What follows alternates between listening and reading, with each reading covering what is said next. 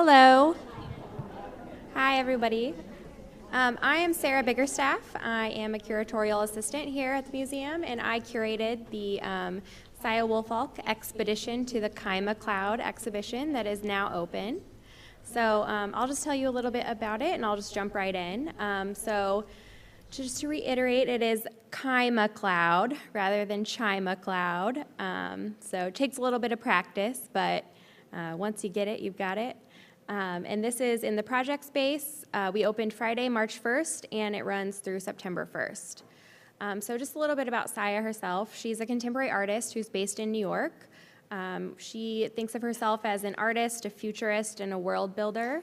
She's really interested in science fiction, technology, craft, utopias, and also cultural hybridization. So you'll see all of those themes in her work. But it's really, she doesn't really pigeonhole herself into one type of category, so I don't think her work really can be either. So just to give you a little background on some terms that you'll be hearing as I talk about the exhibition, Saya has really kind of created a visual novel, and each exhibition is sort of another chapter in that novel. She has her own sort of lexicon, her own race of beings who she's created. So some background on that, she's created a half plant, half human species, former women who self-selected to alter their genetic makeup to be half plant, half human, and they're called empathics.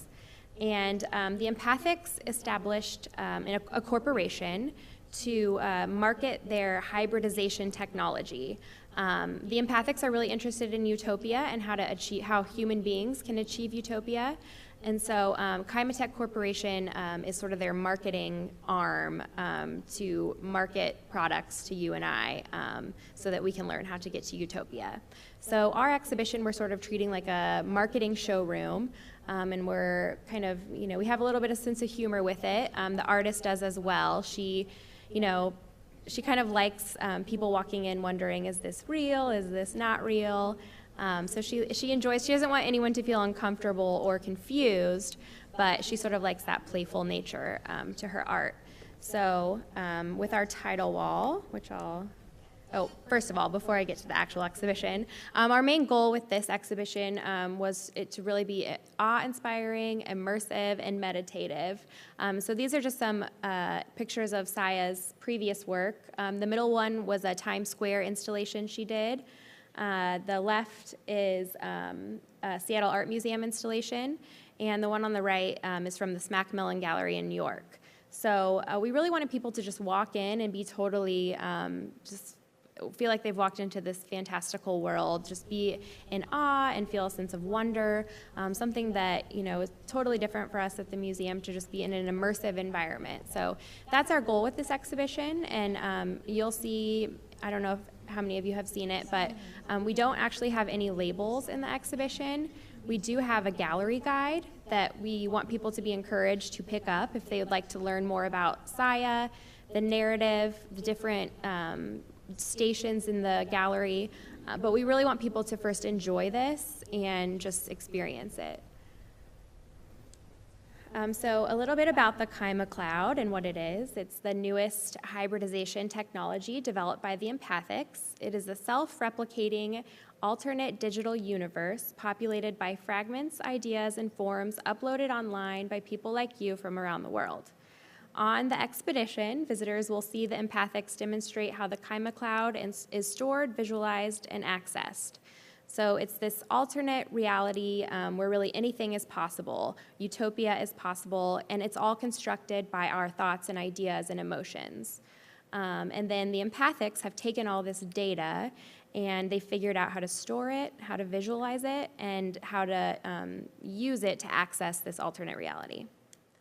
So I just took this is not a great picture of the title wall, but I took some pictures of the exhibition, better than digital renderings now that it's up. So this is our beautiful title wall where the text is very brief and concise, but we're playing into that humor a little bit, asking, is there something missing from your life? Have you been struggling to travel to new worlds? Are you failing to connect with others? That's how we're introducing you to this, to show you that this is your answer, this is your solution. Um, and you'll see kind of throughout the exhibition that hybridity in general is sort of the key to that utopia, the key to happiness. There's hybridity within the different art mediums that she's using, different sort of cultures all melding together. So on the title wall also is this print, which she collaborated with the Lower East Side Print Shop in New York to do this print, and then she collaged on top of it. And so this is sort of a good way to ground the exhibition because she starts out all of her artwork with just drawing on paper. And then it's really just sort of scanned into the computer and animated, but nothing is really digitally drawn. It's all drawn on paper first. So Saya herself said, you know, if people are struggling with this, you can point them to the print, and that sort of speaks a lot to her process. So, and it's just really a really amazing print as well. And that's our little gallery guide too, in that little holder. So the first thing that you'll really see when you walk in is this empathic operator who works at ChimaTech. Really beautifully dressed, really finely constructed garments. The craft is like really impeccable with these. So she's kind of your greeter here, and then a function of this figure is an augmented reality app, which is actually just a museum guide-led activity. So we don't really have any messaging in the gallery telling people, download this, you'll see this, mainly because we also wanted to keep directions sort of light and let this really be a museum guide-led thing. But there is a rack card in the gallery that does have a couple of directions, and this image on the bib here is what targets the app. And so that's also on the rack card. So if someone has an iPhone, it's available on iPhones only, unfortunately.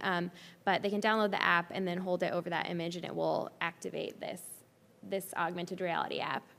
So, and that's actually from someone's phone in the gallery that they just took a screenshot of. So that's really fun, and I think we'll have museum guides in there a lot to be doing it, so people will be seeing it and activating it. So, and just a little background on augmented reality versus virtual reality. It's the blending of digital interactive elements with our real-world environment. It uses computer-generated overlays to augment the real world by introducing a variety of senses, including visual and auditory components. So it's really just overlaying different versions of reality. So then we really hope people will walk kind of straight back into the gallery here. This is the first station on our gallery guide, but it's not really important, you know, to follow everything exactly. This we are calling ChimaCloud storage. So the empathic here, who also has that AR image app, she is cycling cloud data in her body. So she's pulling the data from, you know, an online presence, cycling it, processing it through her body, and then she's storing it on these 19, what we're calling crystal discs. So they're actually plexi discs that have been printed on, connected by plexi tubes. And then above the discs are these beautiful fronds that are actually, they're vinyl, but Saya hand drew all of these and sort of collaged them together and then just had them printed on vinyl so we could put them on the wall. And then she also hand painted these dots. So Saya was really inspired by our permanent collection, mainly the Chinese wall painting here.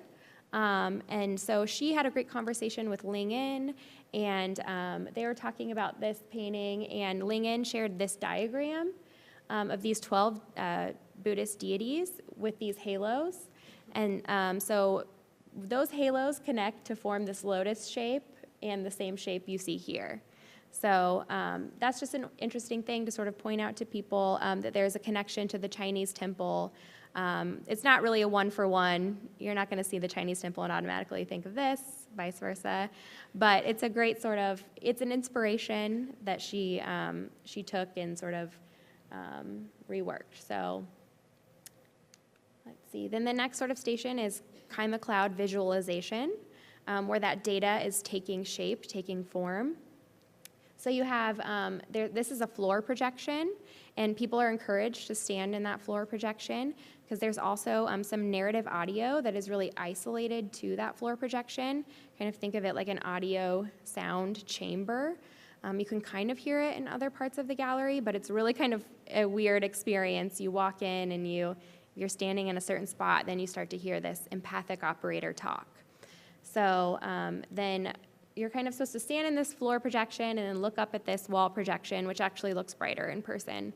And the floor projection are these bursts of color, these bursts of data that are morphing into these abstracted white objects like you see here. So the data is taking form, and then you look on the wall and you see it sort of transformed into this headdress. And so the headdresses are then the transportation devices to this ChimaCloud, this alternate digital reality. And again, inspired by our collection and sort of things that we're calling sacred technology, which are objects and sort of analog technology that other cultures have used in sort of ceremonial rituals, think kind of like liminality, coming of age rituals, things like that, where you're sort of transporting into from one spiritual plane to another. So she thinks of that as a form of technology. So she's just sort of taken that and brought it to contemporary terms, and has used objects like that to sort of form these headdresses. And then this is sort of, the back of it's kind of like a Hindu mandala. And when you're standing in that circle floor projection, the empathic that is speaking will be talking about the objects in the headdress. So, but it's not really imperative for anyone to hear that, to understand what's going on. It's really more of just a really interesting immersive effect rather than a real educational experience. And then this also glows and rotates. It's animated. And then you'll sort of see sort of real literal representations of artifacts from other cultures pop up. And we're not talking about those really because it's just not, it's not important to necessarily know what this specific object did.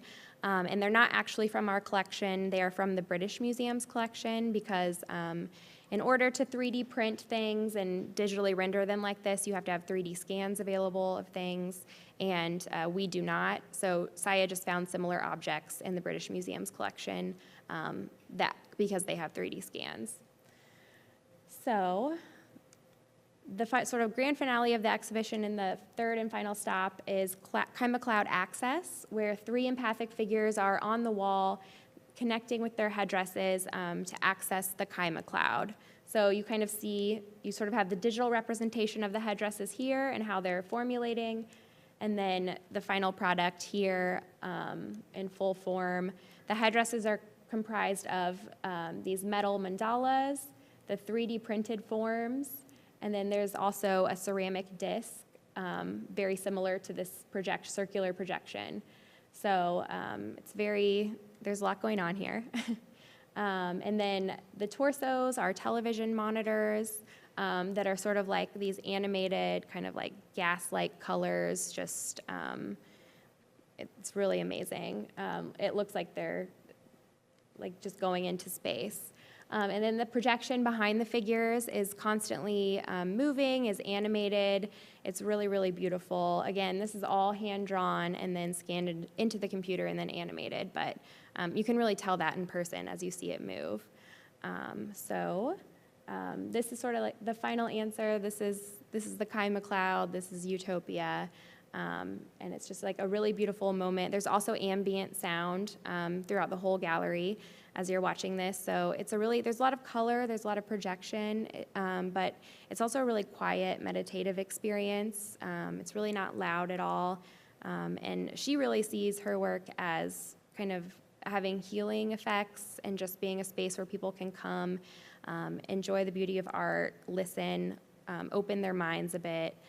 And then that is really what the exhibition is grounded in. This is our interactive. This is sort of the museum's touch on things. This is right next to the Kahindi Wiley where the Wendell Castle interactive was. So we sort of took the foundational principles of the empathics as we see them, and then sort of turned them into ideas that people can take home with them on how to sort of open their minds and maybe become better people. So Saya is really inspired also by Buddhist philosophy, and so a lot of her work is based in that, and so are these ideas. So I think also if anyone is struggling with the exhibition, we can point them to this wall and say, this is the real point of this exhibition. It's not that you know everything about the empathics or Saya Woolfalk or what ChimaTech does. It's really about transforming yourself, embracing others, breaking down barriers, finding common ground. All of those things are really important, and that's also what we hope people will experience, as to just be able to walk into this and enjoy it, rather than having to read a lot of text and things like that. So then, if they feel like they want to learn a little bit more about what's going on, who the artist is, we have this gallery guide in the space that kind of looks like a vinyl record. And so you kind of turn the front wheel and guide yourself through the space, and it will tell you basically, like I just did, what component on each wall, what its function is. So, and we also hope that people will not take these away from the gallery, that they will return them. They're not takeaways. We have a nice little rack card that is a takeaway. And then Marla put together these conversation starters for the museum guides, which I thought were really helpful, and just some good things to think about in the exhibition, since we're not really, it's a bit conceptual. So I think these are great conversation starters to get people in the gallery talking. And I think that is all I have. So happy to answer any questions. Yes? Just a practical question. If we're docents Mm-hmm. And you're bringing a group in there, we don't have an iPhone, is there a museum guide in there all the time? Or is there going to be someone who we can get something from? Or what do we do? Because I actually have a tour coming up right away. Right. There's not a museum guide in there all the time.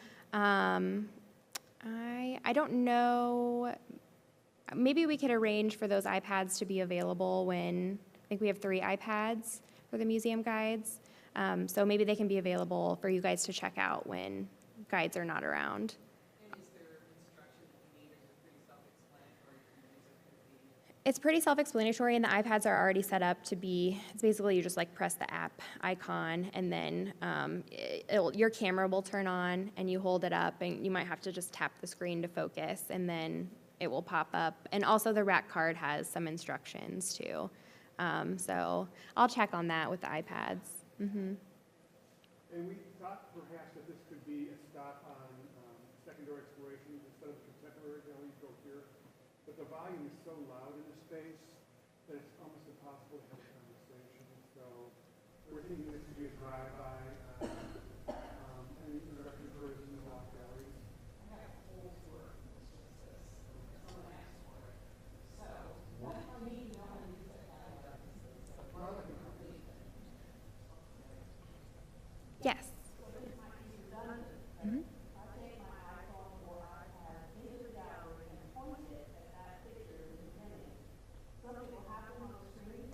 First, you'll have to download the app, but basically, yes, after you've downloaded the app. Mm-hmm.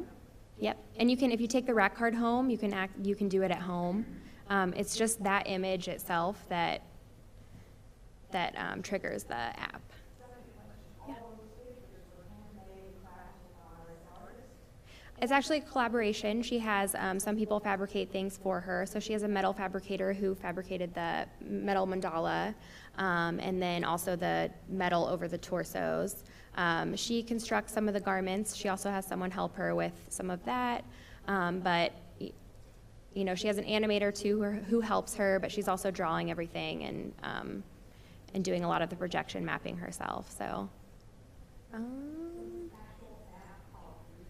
yes, REFRAKT. Yeah. Yes.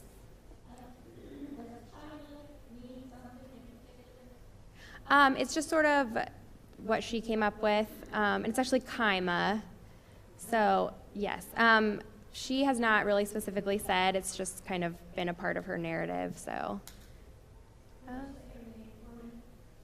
Sarah Biggerstaff. Saya's name? Sorry, I can't really hear that well up here. Saya Woolfalk. And she has a great website too if you want to check that out and see more of her work, learn more about her. She's done a lot of interviews and things like that. Yes. So the art photo that is in this display was inspired by something else? Yes, it's a site-specific commission, so we commissioned her specifically to make this body of work. She came and did one site visit at the museum, walked around the collection, came back in December, and that really helped, sort of re-inform her. And so, yes, this was made specifically for the Nelson Atkins. Yes. Uh-huh. It's R-E, let's see, I have it. It's up there. And I think they'll have the exhibition title, so you'll want to click on that. Then there's some prompts that will help you out. Yes. One of the things we learned on Saturday, those with iPhones really need to align their camera with the center of the figure. Mm-hmm. And be patient. Yeah. Just downloaded an app, and the system in that little machine called phone is going, okay. Yeah, it might take a minute to you do have to be sort of right in front of it. Once it's on, you can kind of move around a little bit, but it's like that image has to be in your screen, and just, yeah, give it a minute, let it sort of work out some internal bugs. And yeah, so and it has to be pointed at this image here, this image, and then it's on this figure too, and it's the same image, same bib type textile. So as you can see, it's sort of doing that there.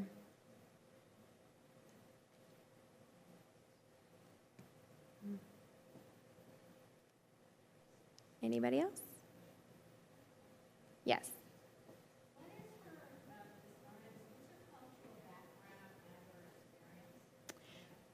She was born in Japan. She's part Japanese, part European descent, and African American. So she's very multicultural herself and very saying inspired a lot, but she's also inspired by her background and the various cultures, and she's lived in Japan. She has family there. She's actually there right now. She practiced Buddhism with her grandmother in Japan, and so she's had this very diverse upbringing, and that's really informed her practice.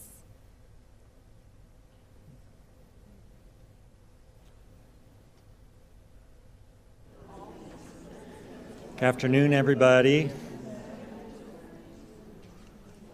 Couple of quick questions just so I can get a sense from all of you. How many of you know Andy Goldsworthy?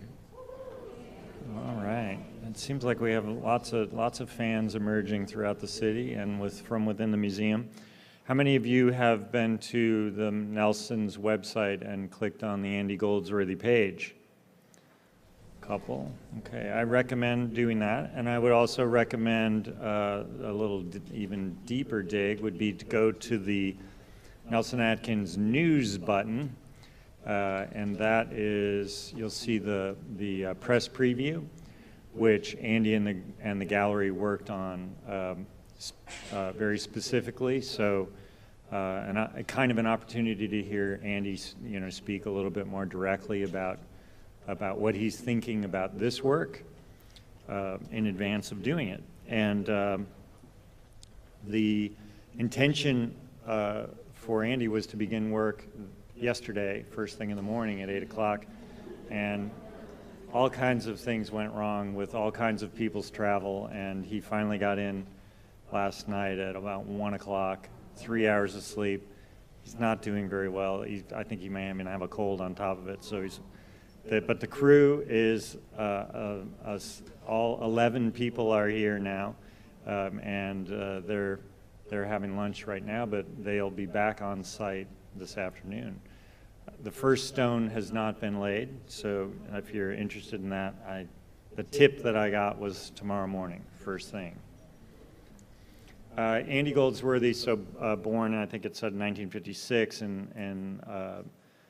in the UK, and is currently living in Scotland. all of you who know Andy Goldsworthy probably very well know this work. I put it up here just because it's sort of similar to the project he's doing here at the museum. And he has done walls before. And he did another project, I'm not going to remember the name of it, but a much smaller project than the Storm King wall in, I think it was also in 90, it was in 89, is what it was. So walls and Andy go back a lot further than walls, at least topically, go in the United States, as we've been talking about them, just an important thing to note. And there you kind of see how Andy loves to work with time, right, and the seasons, and how different that wall looks in that photograph than the previous. And surprise, too, right? The wall lands in the water. And then something I don't know whether he'll do when he's here, but he has been known to be working on a piece and then all of a sudden do something else on top of it. You might look out the window one day and see him laying down in the snow or running around in the rain. I don't know. But he is, you know, participating with time, participating with nature, and then, you know, noting those changes.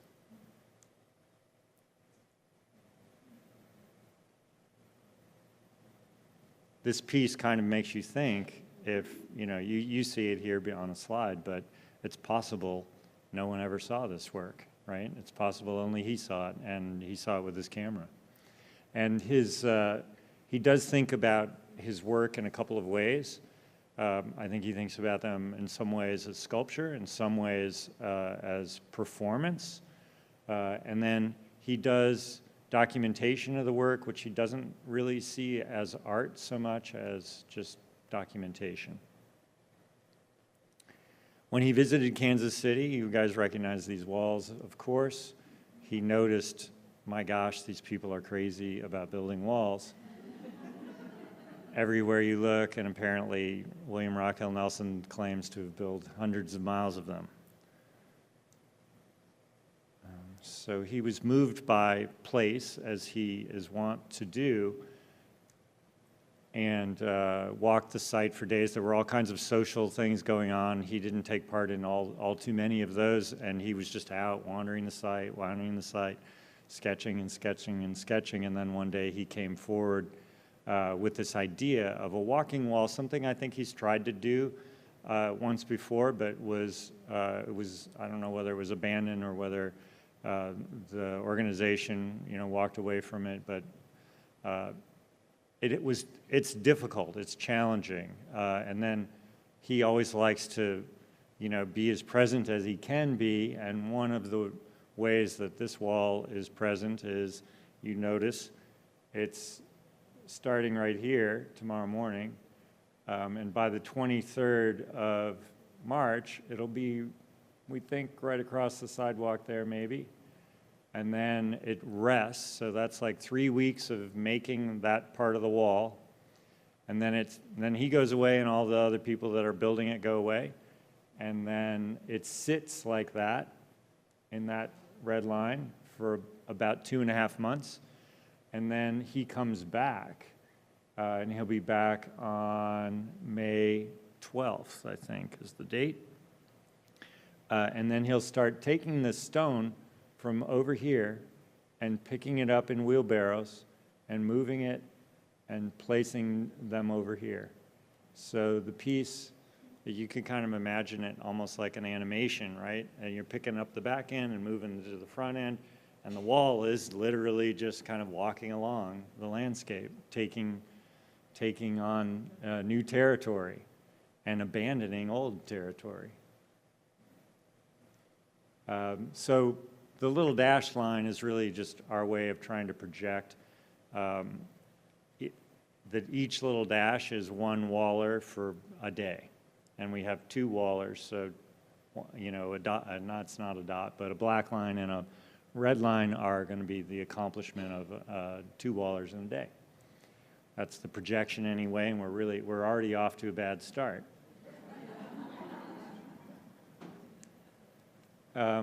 That's our schedule, and I show this stuff partially because you know, it's important that if you guys have questions or connections or concerns, that you know that we've thought through all of the different stages. But for our public, I think we really want to underscore the element of surprise. We're probably only going to reveal, you know, phase 1 after phase 1 is built, and then phase 2 after phase 2 is built. So from a public perspective, where's the wall going to go? I don't know.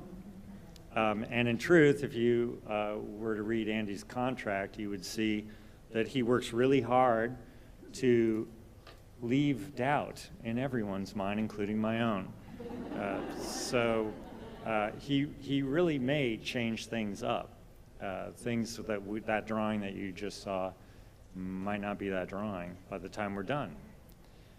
And part of that is him trying to experience time, space, place, the stone itself, the crew, as they build this work. So he wants the piece to come alive with him, and he does sort of push back against hyper planning, as the museum is wont to do. So that's kind of the origin of the wall over in that area, moving across toward the Nelson Atkins. And then these are some drawings that he did early on, and I think this kind of gives you a sense. This is not really part of the plan any longer, but it was then. He was thinking actually of coming all the way through Kirkwood Hall. From the, yeah, and all of you who know what goes on in Kirkwood Hall knows how that would be very interesting, right? Think of your wedding and the wall, among other things. So it really just, that part of it also came down to, the wall will move in 5 sections, so it doesn't finish until November 28th of this year. And his crew will be coming back. And I think at a certain point he thought, well, I'm going to spend the rest of my life here, so I need to make this line a little bit shorter. And the Kirkwood Hall section went away.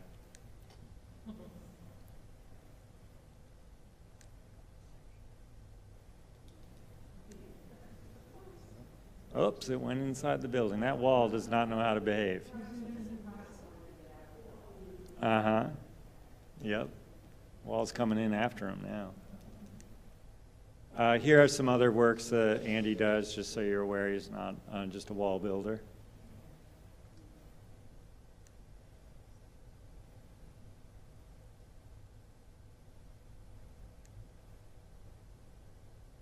That's back in our place.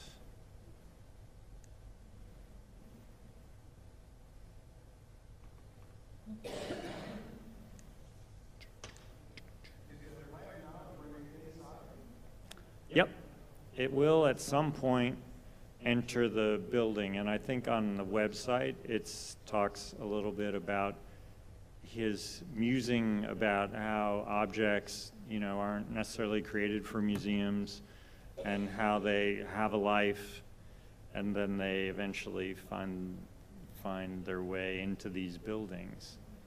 And this piece will kind of do that in some ways. It, on one hand, it's a wall, and then at another point in time and place, it will become actually a work of art.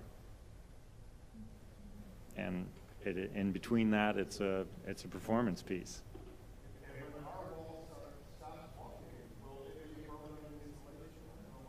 Yes, that's the plan.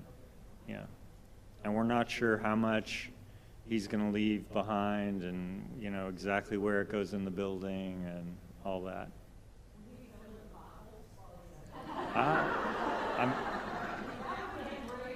I think that too would take a lifetime around here these days, wouldn't it? This is kind of one of those more practical things that you might get asked about when you're out and about in the community. Oh my gosh, my commute has been disrupted. They're closing the road. The wall is crossing the road. The wall, in fact, will cross the road, and it will do so for about 3 weeks. And we've been meeting, of course, with Southmoreland neighbors and Rock Hill neighborhood. and their boards, and we've been meeting with the Kansas City Parks Department and Public Works. And this is kind of this company here does the street analysis. Let's see, right there, up there, streetwise. They do this. They do the street plans for disruption in Kansas City. So they did one, but it wasn't really very easy to read, and we wanted to put something on our website. So we've taken kind of a diagram from our resources and added the Streetwise logo, and they've proofed it and agree this is really it. But basically, if you're moving on Rock Hill Road going north toward downtown, you hit 47th Street and you'll be asked to take a left toward Oak Street. It doesn't prevent you from taking a right, as you know. There are other ways around this, but detour people like it to be simple, and they like to give you one option. And then you'll be encouraged to go Oak Street and around, and then those little dots I find a little confusing. That's a leftover from their map. That's just showing there's a median there. But basically, you would move down Gillum then if that was the way you were intending to go in the first place, and vice versa if you were moving south. Local traffic will be able to gain access to their homes and driveways without problem, and hopefully we don't divert, enormous amounts of traffic into anybody's neighborhood.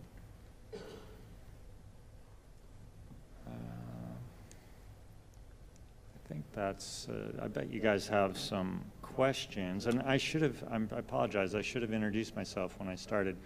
Steve Waterman, I'm the Director of Design and Experience, and I've been working at this fair museum for 18 years now, behind the scenes, making things look good when we can.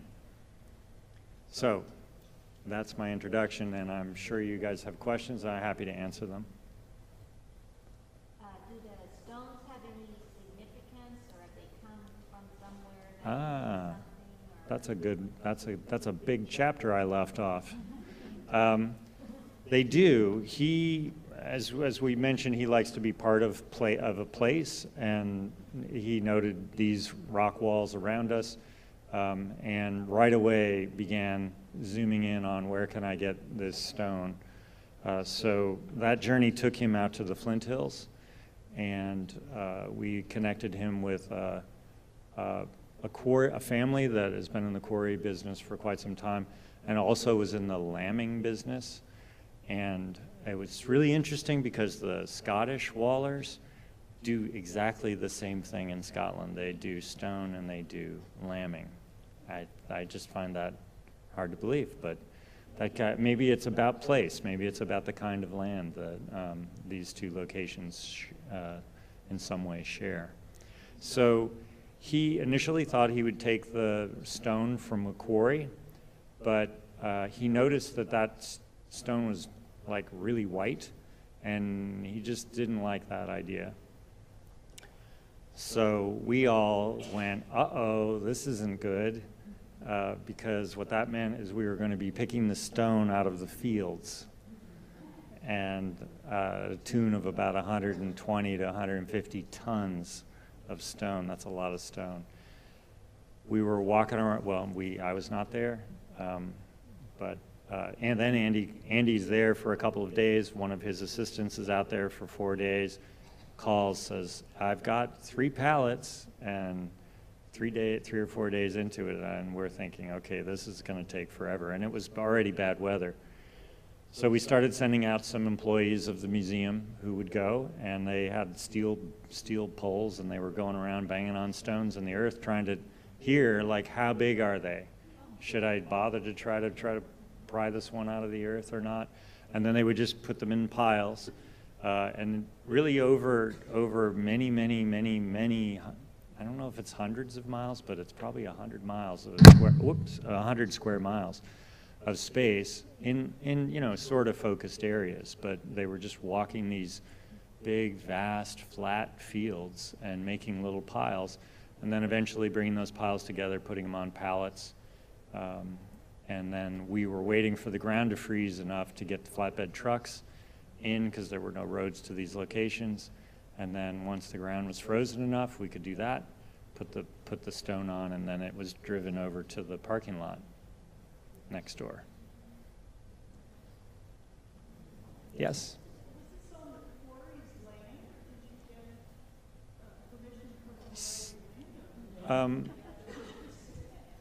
Both of those things. The quarry, because they've been because that family had been part of the Flint Hills area for so long, they had both quarries, both functioning quarries and expired non-functioning quarries, and then they had land rights that they had worked out over maybe generations with other people in the area. So basically, Andy was being driven around to places you would never find yourself, and looking at different places and basically picking, we're going to do some here, we're going to do some here, and do some there. Yeah. Mm-hmm.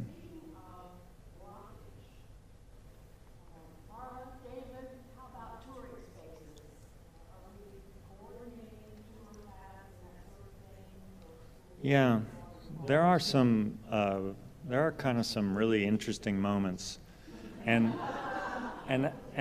what really helps us is one, for everyone to realize these are projections. So we can, if you guys tell us we're going to have a wedding on, and it wouldn't be you, but someone tells us we're going to have a wedding on this date, we can get pretty close to what the wall would look like on that date. And I find it rather easy to look at that. So we actually have taken away the parts of the wall that aren't being built, and we just look at the part, like on that date, the wall will look like this. And everybody goes, oh, so that means I can get around over there, but I can't get around over there. Oh, that's going to be a problem. The places where it gets interesting are, well, of course, crossing the road is one thing, but that'll probably amount to, we're moving toward a street. They named it the other day, and I'm not going to remember what the new name is, but we're moving toward a street party on May 19th. So people will be out in the road partying it up. That's a Sunday between 1 and 4. And on May 19th, here's an example. The wall will end here and end here. And at that time, Andy will be here even working on the wall. So he'll be over here. Well, he'll be at both ends bringing stone. So we're going to have this big party with thousands of people. They're going to be working. We're going to have to work and coordinate, keep him doing what he doesn't intend to work on Sundays unless the project is running behind. So that could happen. Key Coffee, for example, is really interested in how things are going to go for them up here. We suggest that it's a project they need to lean into because I don't know what other way there is. And truthfully, if the piece is a performance, I can think of no better way to enjoy the ebb and flow and the people and the stone than sitting down having a cup of coffee and having it all happen right around your glass enclosure. But there will be moments where getting into Key Coffee and getting into the main entrance will be slightly challenging. This little bump out here that I think is there to say hello to all the school buses that'll be rushing to that spot right about the time that is there. And at some point right before we go into phase 3, school buses might be able to park out here, but they'll walk around the wall right there to get into the doors. Once we go into phase 3, there are a couple of days, and we're trying to push them into Monday, Tuesday, Wednesday, because I know that still affects some tours, but we're trying to push it there. And I think by that time it might be post-school. Once it goes, that space between the wedge and lens 1? Up there by the Seagull, you know, a little bit further and beyond the Siegel. It's this funny little space, architectural space. Turned out that's the only way the wall could push through that space and not have the ceiling collapse on us when we looked at it with structural engineers. And that creates a little bit of an issue too, because it crosses right here and it closes off the path to the lobby. Once it gets around here, before it goes down the steps, it's easy to get around this way and that. Once it starts to come down that little staircase, it gets interesting once again. And then it pops out in theory, it goes down the middle of that staircase and then goes just beyond the east sculpture terrace there, that entrance, allowing you, if you were coming down the steps, to get into the east sculpture terrace, or if you were in the east sculpture terrace, to go up those steps, but not allowing you to get across into the lobby entrance that's right out here, right? So you have that moment. And then this one where it just kind of goes right through the rondelle, that'll be fun to watch. The poor shrubs will be flying this way and that. So if you guys are talking through things and you do have a couple of moments and you look at this calendar and you see, oh, this event is happening during this phase, it really would be useful to see what this day looks like. We are happy to share, we are happy to dig into that and happy to share it, because I think it will help. It would be great if we can experience the disruption of this work in all the best ways and not all the ways that would, you know, make people upset. Yes, way in the back, I guess.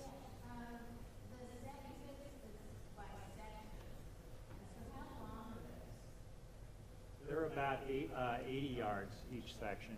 80 yards? Uh-huh. And so when you have it permanently displayed here at the museum, are you going to choose a place that would accommodate that full 80 yards, or just going to put it on? It's probably some version of this last section right here. So when he... I don't know if it'll be the entire, it's some section. You know, I think at that point, Andy will be thinking about the work in a permanent way, and so the criterion may be a little. I don't think he feels bound to leave that entire section, just because. So I don't know what it'll be.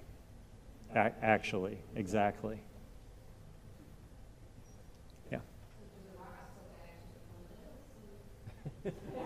Yeah, well, depending on how much he leaves at the end would tell us how much is left over. And I don't know what we'll do with them. Yeah, yes.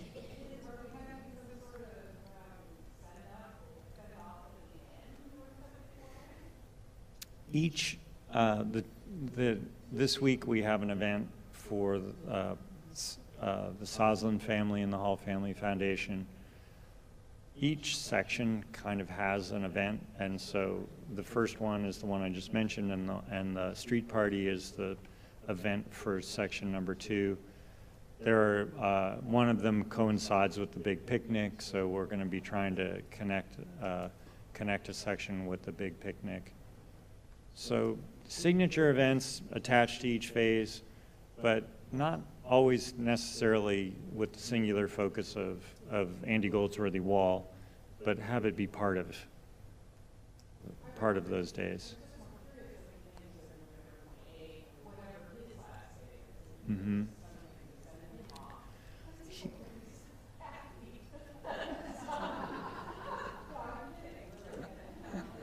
He will be so happy it's done. Yeah, I think he has his life to plan, and I think the sections are as much about his availability as they are about the demands of the wall. Yeah, in the back. Steve mentioned that he's got a crew of 11. How many of those are stonemasons? Well, I think a stonemason might include, you know, cement masonry, and so none of them, because it's a dry-laid wall, and I didn't mention that, but I should have. So there's nothing holding it together except shape, you know, form and space. So as these wallers, that's kind of what they are good at, picking up a rock, looking at it, looking at the condition of the wall, and trying to land it almost immediately in a keyed-in position so that it'll take the shape that they want it to. Yeah. Mm-hmm. We have, for phase one, we have security, obviously, for all the phases. For phase one, we have officers out there, and because we own a couple of properties in the neighborhood, we currently walk those sites on a regular basis, and we'll continue to do so. And then I think right now we're just trying to learn, like, what's going to, you know, I don't think we really know what's going to happen. You know, why would this wall attract something that other walls that are all over the place don't already attract? It might, but it also might not. In other words, you know, occasionally people do walk on our walls that we have. I don't think they get spray painted very often. Might those things happen? Maybe, but we're just kind of trying to feel our way, and I would just encourage all of you, if you see something or hear something, it's the way we're going to have to learn about how this piece operates. And Andy is, you should say this, he sees you and all the public that might visit the work as part of the piece.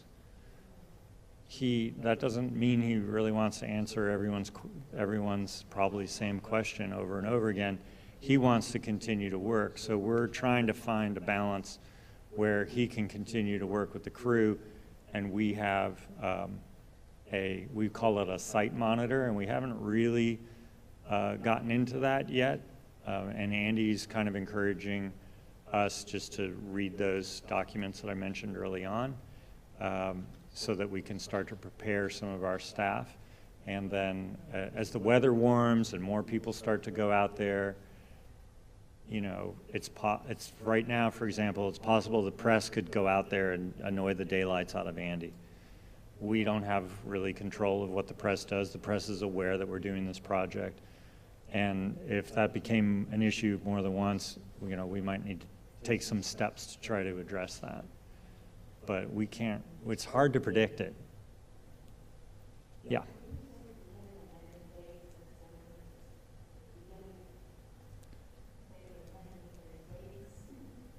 Will I say them? Yeah. So and the intention was to start yesterday on the 4th and to end on the 23rd of March. And the whole project will end on the 28th of November. Yeah. So along with security, I think in the city, no matter how many of those stonemasons are, the rocks are going to be, it's going to be a little bit. Mm-hmm.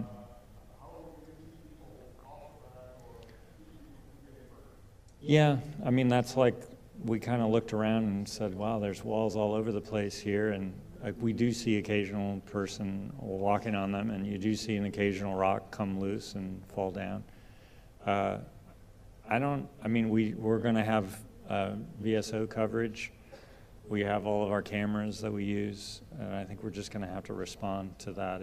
If it becomes the thing to walk on Andy's wall and hundreds of people start doing it, we're going to have to deal with it.